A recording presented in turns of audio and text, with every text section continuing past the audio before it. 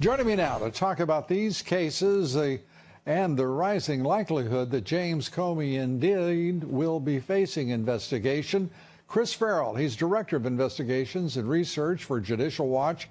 And it is clear, Chris, that much has changed in Washington of late, where James Comey and Hillary Clinton, it seems, are facing rising prospects that they may be held accountable for their conduct.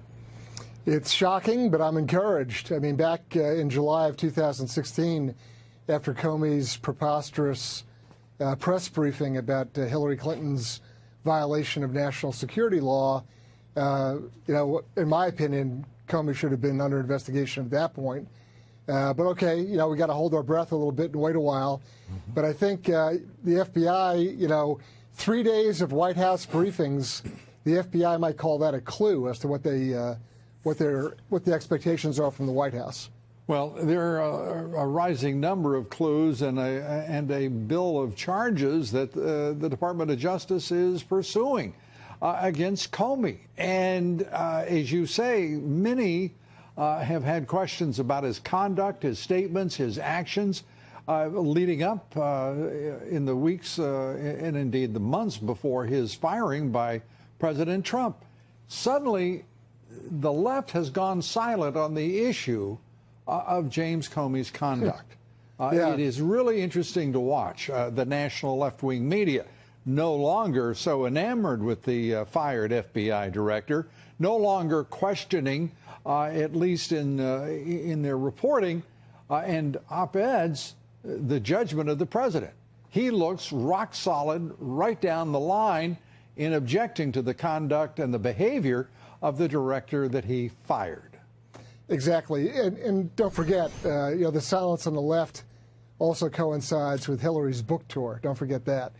But, what's particularly disturbing to me is when Comey was providing his sworn Senate testimony, he laid out the fact that he leaked all this information. Yeah. And Proudly. And the senators sat there and thanked him. Yeah. I mean, he should have been read his rights and taken out of the room in cuffs. Comey has a long track record, and I've been on the record for literally years saying that Comey isn't what he appears to be. He's the kind of guy who believes his own press releases, and he circled himself with sycophants who just kept telling him how great he was. But I know firsthand that he had knowledge of a Department of Justice Inspector General investigation of the El Paso office of the FBI, and he covered that up. And there's real criminality and corruption in that office, and it's yet to be resolved. And you mentioned Hillary Clinton. Now a judge ordering a Barr investigation of attorneys who destroyed evidence, that is, in the deletion of those 33,000 emails. Right. We are further watching an order to produce all of the relevant material at the State Department that would pertain to her activities. There is a mounting, it looks to me, a mounting case being built, at least publicly, that says Mrs. Clinton is in serious jeopardy now of a full-on investigation and prosecution. And there's an entire body of evidence that Judicial Watch has uncovered through our Freedom of Information Act litigation and the depositions we've taken of people like Cheryl Mills and Huma Abedin and others. So, all of that is good or is solid evidence, even though it's been uncovered through a civil process. It's still under oath. It's still part of the universe of information that's out there. And frankly, it's another few logs on the fire. Right. And the fire there is a fire now. It's not just simply embers, to continue the metaphor. We're watching a relationship between Comey's investigation and the conduct of Hillary Clinton as Secretary of State for that entire period in which effectively he exonerated her 2 months before the investigation, never put together a grand jury for the purpose of investigating her and making a determination about prosecution, and further never touched the obvious pay-for-play scam that is the Clinton Foundation. Correct. And, there's virtually no daylight between the Clinton State Department and the Clinton Foundation. We have the emails to demonstrate that, where Doug Band is, emailing Huma Abedin and telling her what to do, setting up meetings, phone calls, that kind of thing. That's beyond dispute. And if you want to take the time to investigate something, go look at that. Go look at Uranium One. That should be occupying investigators' time. And yet they have resisted doing that.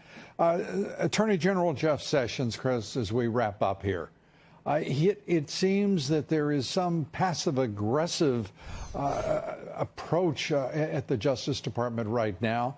In one moment, he will step forward, in another, he will step back. Where is the Attorney General and your judgment of how he is performing right now, given all that is before us? He's AWOL. He's absent and he's very quiet. If he chooses to do that as far as his role as the Attorney General, that's one thing. But then he better have a good press operation going. So if he wants to keep a low profile, that's fine. But his press operation better be communicating clearly and effectively to the American public about what the Department of Justice is doing. Neither is occurring. We don't see the Attorney General, and we don't see a press operation that's at least getting the word out. And to have both fail, to have both silent, is really a disservice to the president. And troubling, frankly, even for those of us who believe strongly in his talent and his commitment to the country. It is without question troubling. He's a great guy, but he's got to communicate better. Yes, sir. Chris Farrell, Judicial Watch, head of investigations, member of the board. As always, great to have you with us. Thank you, Lou. Now, Hillary is demonstrating on the campaign trail. I shouldn't say campaign trail. She's not running again, or she says she's not going to run again.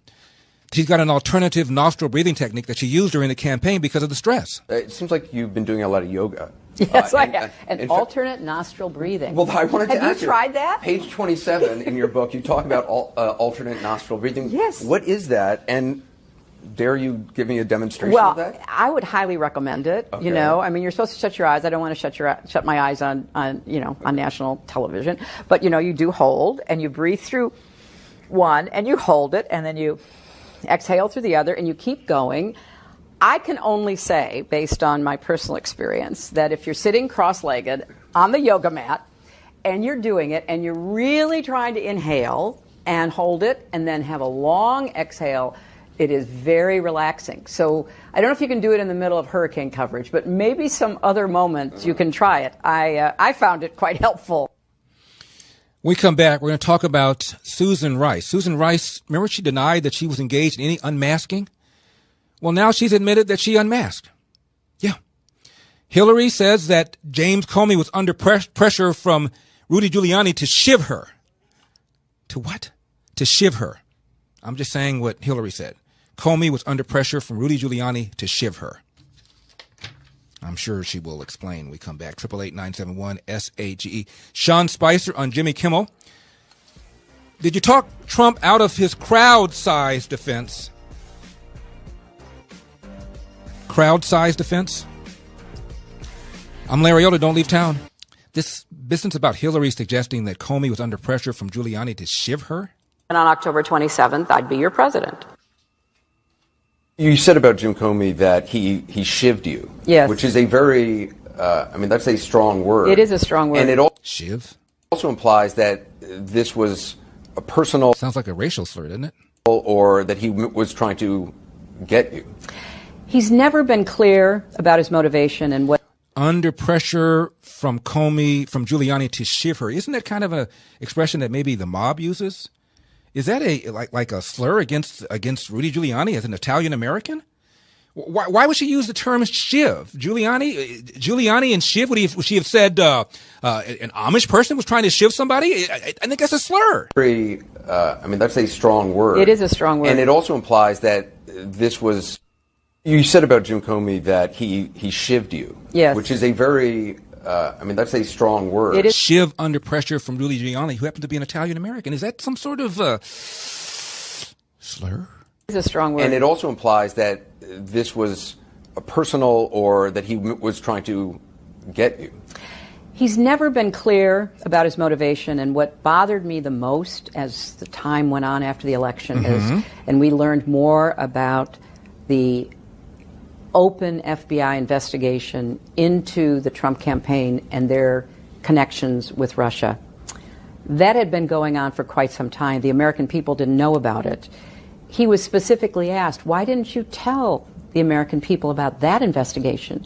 And he said, well, because it was too close to an election. So ask yourself, a closed investigation that ended the prior July.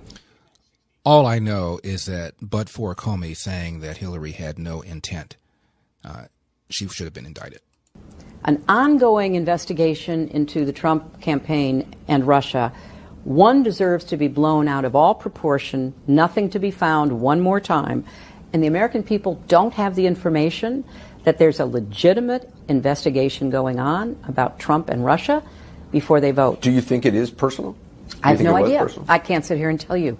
I know that there had to be some pressure on him because Rudy Giuliani announced 2 days before that letter came out that something big was coming in 2 days. And people have speculated, was he under pressure from Giuliani and others within the FBI or the broader law enforcement community? I don't speculate on it. I just talk about how really hard to understand it was and the impact that it